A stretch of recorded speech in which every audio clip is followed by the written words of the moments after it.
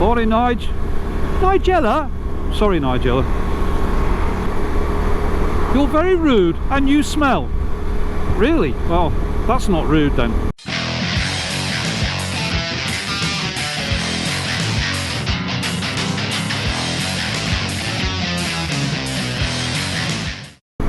Anyway, good morning. Codge Biker here. Out in the old Honda today. And was chatting with my old mate Campbell01, and he's going to do a video to sort of link to this one, so I'll link his to mine at the end. And we were chatting about various things, and one of the things that came up is our personal quirks when riding. Now obviously I don't think I've got any quirks, and if you've been kind enough to watch my channel over the years, I'm sure you'll disagree with that. Anyway, in no particular order or sequence, here are my riding quirks as they have been represented to me, shall we say. My first riding quirk is I like to talk to my bike. I don't know why, they just seem to have much more personality than any car. I've only had one car that spoke back to me, which was Subaru-san, and he was quite reticent. He only got the odd word when it was necessary, usually to tell me I'd been a bloody fool. Whereas motorbikes, for some reason or other, they all seem to tell me their name the minute I get on them, and I'm able to converse with them, some more than others. Nigella, my NT1100, she's a bit, look over there, Nigella, she's a bit bitchy. I heard that. So she's difficult, but just her personality. She means well, she never lets me down. It's a very comfortable ride and quite warm. So her cold personality is made up for with her attributes, and she's rather big, so she has many attributes, don't you, Nigella? Nigella. Oh, I didn't mean you were big that way. Well, I hope not. Don't worry, Nigella. Anyway, that's my first quirk, apparently, that I like to talk to my bike, because I thought everybody did. There you go. So my next quirk is related really to the first one. I grew up on a farm which is basically a house in the middle of thousands of acres of fields. We had one neighbour who I never saw, and you couldn't see from our house. Other than that, we were quite isolated, and I used to spend the summer holidays riding around on my old mopeds that I got working, or old push bikes, and I'd spend a lot of time in the fields just talking to the fields, and again they talk back to me. Now I know that might sound a little odd, but you've got to learn their language, and I think once you get above about the age of 13 it's too late, like most languages. So I picked it up early, so I will talk to a field whenever I can. I just love fields. I wish I had one of my own, or the way they would put it, I wish I lived in a place they could own me. We don't really own them, do we? Hello, my field. Grass. You're quite scenic. What's those big concrete blocks? Oh, they're tractors, aren't they? Probably because it's a steep hill. Well, you're looking lovely. Your trees are losing all the leaves. Happy to see you today. Nigella. No, she's a bit moody. I am not. No, she isn't. I mean, she's not moody at all, but see you later. Looking forward to seeing you in the spring when you've got the cattle in there. Bye.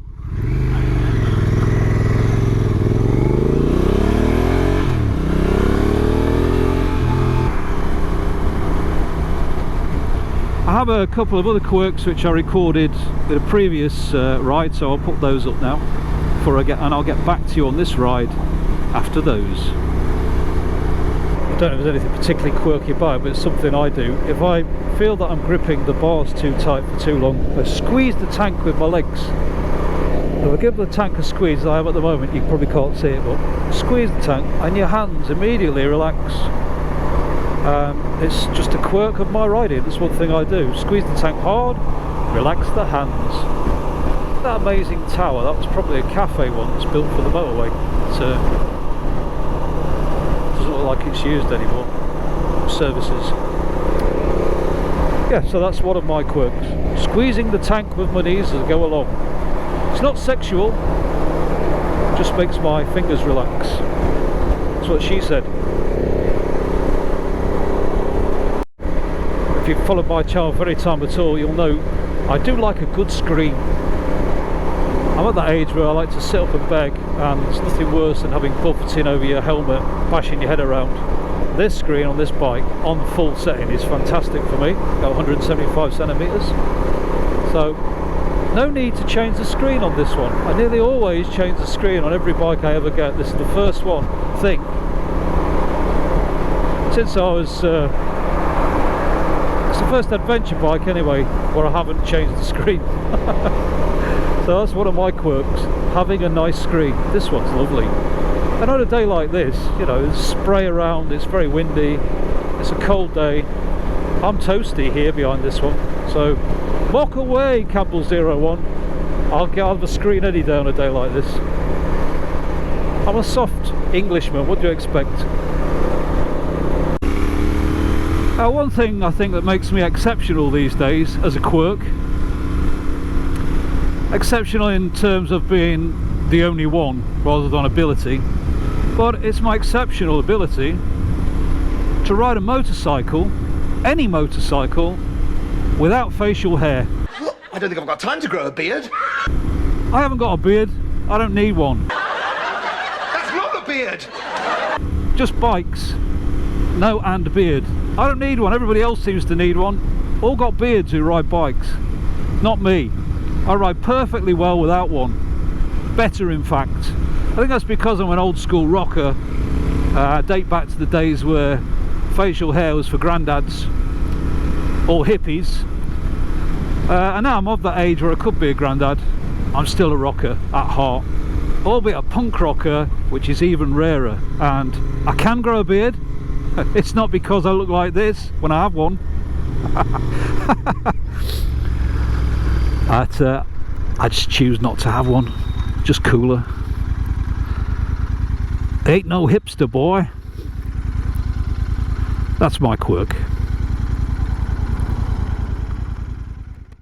Oh, related to the fields thing, if I could, I would only ride motorbikes off-road.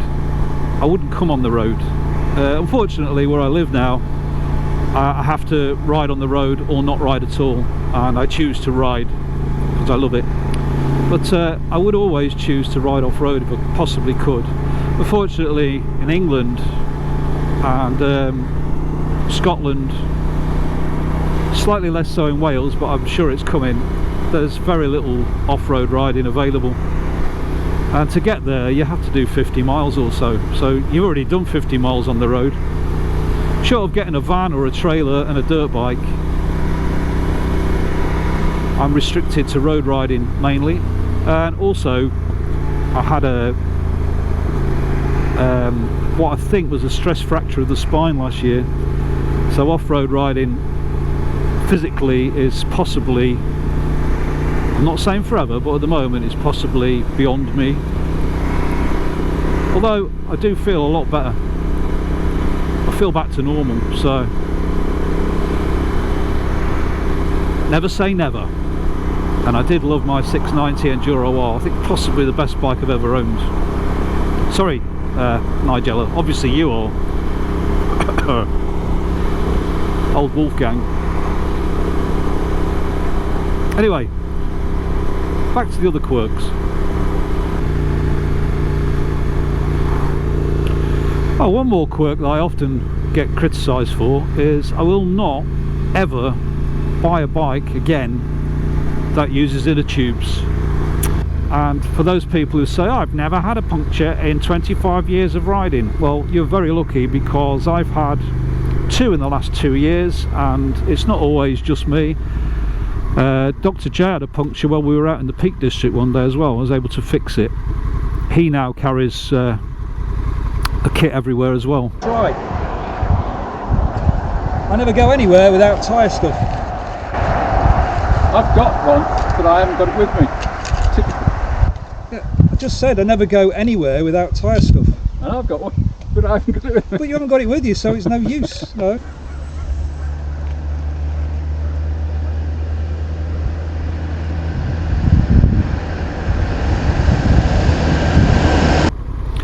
So I carry 2 tyre repair kits, an electric pump compressor, which also is a power bank, but just in case I also carry a little manual pump, because getting some air in is better than nothing. It claims to be able to do 120 psi. I doubt that. You'd have to pump for hours, but at least you could get some in if for any reason the battery's gone flat on the compressor, which when you get a puncture is likely to happen. So yeah, I'll never ride on inner tubes again unless I have to, which is another reason why I didn't buy the Norton 961 SP or the Tenere 700, both of which I was very tempted by over the years, but I'm not going back to inner tubes. And people can say whatever they like. I mean, I worked as a tyre fitter, so I've seen what happens when tyres fail. I've been to incidents to claim cars that have the emergency service have been to first. Certain evidence inside which is not pleasant to see. I know you could say that about motorcycling, full stop, but it's just a quirk of mine. As I say, this is a quirk video. My quirk is no inner tubes ever, thank you. Oh yeah, one more quirk of mine. I hear a lot of people say, oh, I only ever use the front brake, gotta have a good front brake. I agree, you've got to have a good front brake, but I ride a lot on the rear brake. I think it's because in the olden days drum brakes were not very efficient on the front and tyres weren't very good. If you broke too hard with the front, you were likely to end up on the road, as I did many times. My knees are testament to that. So and also riding around fields for my formative years, it was all rear brake, skidding about. So on this bike and on my Enfield, I've changed the stock pads to sintered pads, and now they've bedded in. They are very good. It has made a big difference. It just gives you a lot more control, you know, pulling up to lights and things like that. Stopping on the front brake, not ideal at slow speeds, but I think you have more control if you have a good rear brake. So it's the thing that I look for in a bike, and if it hasn't got one, I wasn't very impressed with the rear brake on this bike when I first got it. There's easy ways to improve it, starting just with some sintered pads, which has dramatically improved both my bikes, the Enfield and this NT 1100. My old MZ, I just make sure that they've got high quality brake shoes in, drum brake shoes in the back, because I still feel a little bit iffy with that, braking hard. The red light you're going through. There's black streaks on the road. But at least I can lock the rear brake if necessary. So I like to have a good rear brake. If you're one of those people who never uses a rear brake, good luck to you. I think you're missing out on a very important control element. But last but not least, I am yet to be convinced by automatic gearboxes on motorbikes. There's a great big push at the moment, or seems to be, from Yamaha, KTM, BMW, Honda have done it for years, to get you to ride an automatic motorcycle. And as I say, I'm not a Luddite. I even had one. I had a Honda Africa Twin DCT, In the city, fantastic. You're never stalling. You can blast away from anybody. It's great for that. And also, in a car, I prefer an automatic car. So I'm not against automatics per se. I'm just against them in terms of my riding experience. Using the clutch, to me, having grown up with riding bikes with clutches, is an integral part of riding a motorcycle, full stop. I found that after riding the DCT for a year, I started stalling bikes that had clutches, which I've never done before, not since I was a kid. You know, the first time you get on a bike, you stall it, and you soon learn. And I spent thousands of hours riding around in dirt on the farm, so I just don't stall bikes, or I didn't until I got one of those. Because Gene Chandler will have to put up with me re-instructing myself how to use a clutch and gears again, which is ridiculous because I've only ever had one DCT bike and I feel like I've been entirely de-skilled. Prior to that, I don't think I ever stalled a bike since I was about 16, probably younger than that. So if you're going to go automatic, that's fine, just stay with an automatic, for me anyway. On a motorbike, I just like to change gear. I like to use the clutch. I like to feather the clutch. If I'm doing a U-turn, I like to be able to just keep it on the bike point when I turn round. Doing a U-8, using my clutch, using my clutch, using my clutch, using my clutch, and round we go. Bike point is everything. I don't need a machine to do that for me. That's part of what I see as the skill of being a motorcyclist. I started off on a moped that was automatic. It's all I could afford. I had three actually. Two off-road ones before I was old enough to go on the road. We had a rally runabout, a French moped, mobilette, appalling thing. And when I got on the road, the only thing I could afford was a Honda, I think it was a PC50. I learned a lot on that bike. I learned how to change valves in engines and all sorts of things, so I can't downplay it too much.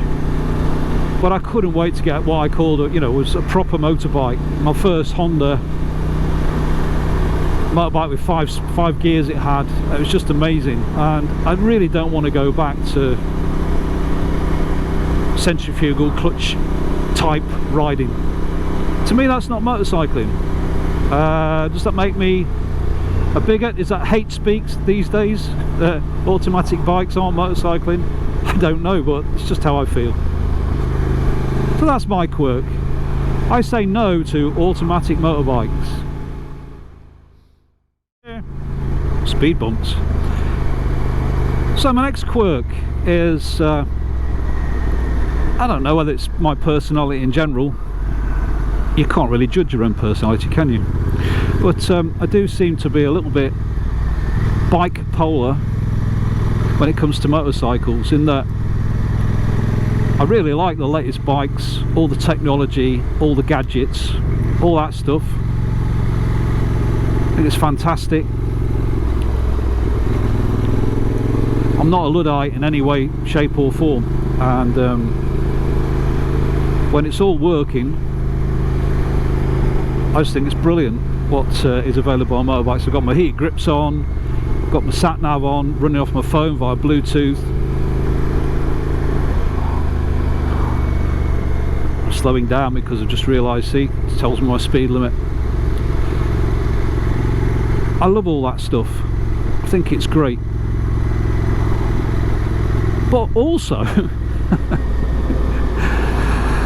I really like old school motorbikes from when I started. Maybe it's nostalgia, I don't know, but I like the idea of just going out on a bike and just, it's you and the bike, no modes, no navigation, nothing, just you and the pure riding experience of 6,000 revs changing into fourth.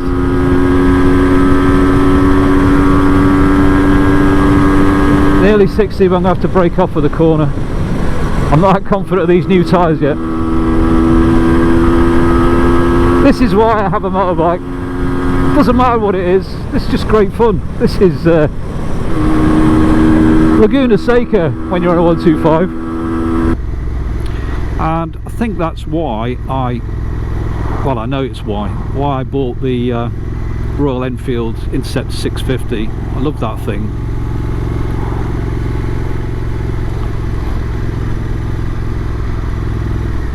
It sort of encapsulates that twin clock, twin exhaust, and you know, it's a bike I could never have afforded when I was old enough to have one. And at the time I just riding around fields. I wasn't bothered about road riding, to be honest. I did have a road bike, but it's just to go to work. So yeah, I'm bike polar. I like the modern and the old equally. I just do. So as I say, here I am with my airbag and my twin clock bike. I like the past, I like the future, I really am bike polar. Even my old MZ, which is about as old school as you can get, a 125 2-stroke, it's given me a lot of pleasure to get it working again, get it fixed and legally back on the road. It's quite astounding to me when I ride that down through Liverpool City, or the city roads of Liverpool should I say, on a 40-year-old oil burner. I'm amazed it's still allowed. But on a day like today, where it's cold and you've got vans hurtling towards you, give me the tech.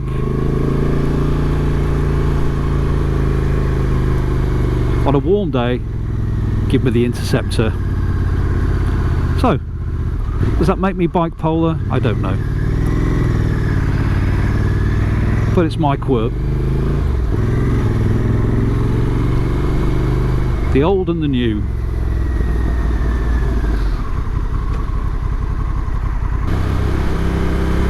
Well, having the technology doesn't mean I have to follow it. I just ignored that, and it's recalculated. I'm going my own way.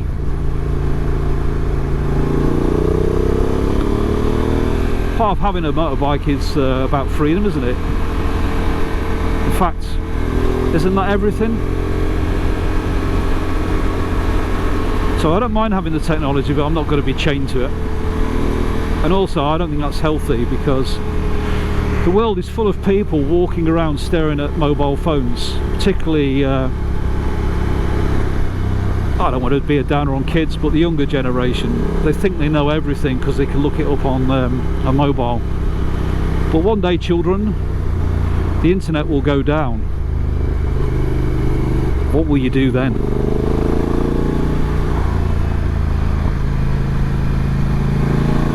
So I kind of like to have the option of the old and the new, sort of keeping up with the modern features of the world, because if you don't, you get left behind. But also the idea that I can be independent and cope with things should I need to. So I think that's possibly where my bike polar nature comes from. I don't know. I do love a piece of countryside. That much I do know.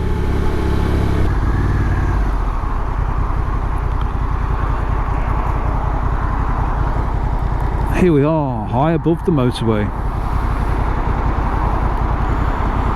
Okay, so those have been my quirks, and if you've watched my channel at any time over the last 6 years, I'd like to thank you. I'm not quite sure what I'm going to do with it next year. I'll have to see. Enjoy doing it. It's a hobby for me, not a business.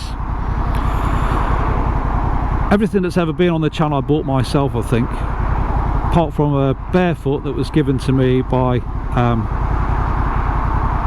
Perimoto. Is very kind. I bought quite a lot of stuff off him, and he put some stuff on. Morning. Nice Honda. And yeah, he gave me a barefoot in the order, which I did do a video on. It's very good as well. It's on the MZ. Everything else I've purchased myself. So I don't know where the channel's going next year. Happy to take suggestions. Tell me to give up if you like, I don't mind. And if you think I've got any quirks that I've missed, I mean, I don't think I've got any quirks at all. I've given you what I can think of. Please let me know, but be kind. Codger Biker is out. Long ago and far away in another galaxy, I bought a Durex from a shop, the Alford Pharmacy.